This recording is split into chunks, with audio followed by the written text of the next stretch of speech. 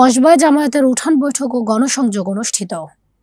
আল্লাহর আইন চাই, সৎ লোকের শাসন চাই এই স্লোগানকে সামনে রেখে ব্রাহ্মণবাড়িয়ার কসবা উপজেলার গোপীনাথপুর ইউনিয়নের খিরনাল গ্রামে বাংলাদেশ জামাত ইসলামীর উদ্যোগে এক উঠান বৈঠক, গণসংযোগ ও আলোচনা সভা অনুষ্ঠিত হয়েছে। শুনছিলেন সংবাদ শিরোনাম, এখন বিস্তারিত। কসবা টিভি। অনুষ্ঠানটি অনুষ্ঠিত হয় ইটালি প্রবাসী মোহাম্মদ রবিউল হাসান রুবেলের পৃষ্ঠপোষকতায়। মোহাম্মদ হাবিবুর রহমানের সভাপতিত্বে প্রধান অতিথি হিসেবে উপস্থিত ছিলেন ব্রাহ্মণবাড়িয়া ৪ কসবা আখাউড়া আসনের জামায়াতে ইসলামী মনোনীত সংসদ সদস্য প্রার্থী মোহাম্মদ আতাউর রহমান সরকার।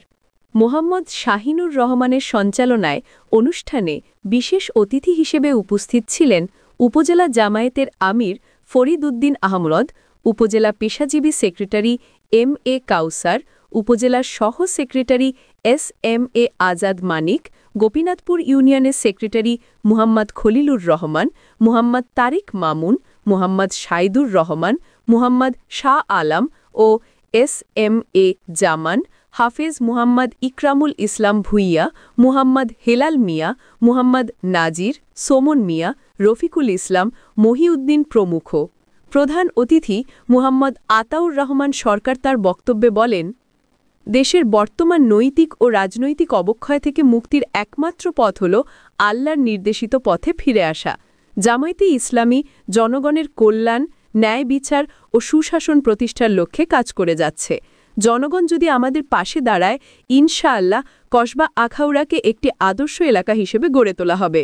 তিনি আরও বলেন, ইসলামী মূল্যবোধে সমৃদ্ধ সমাজ গঠন ও জনগণের ন্যায্য অধিকার প্রতিষ্ঠাই জামায়াতের মূল লক্ষ্য।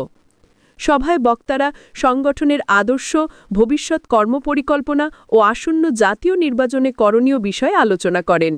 অনুষ্ঠান শেষে নেতৃবৃন্দ এলাকাবাসীর সঙ্গে কুশল বিনিময় ও গণসংযোগে অংশ নেন। ফারজানা রশিদ ঢালি, কসবা টিভি নিউজ ডেস্ক।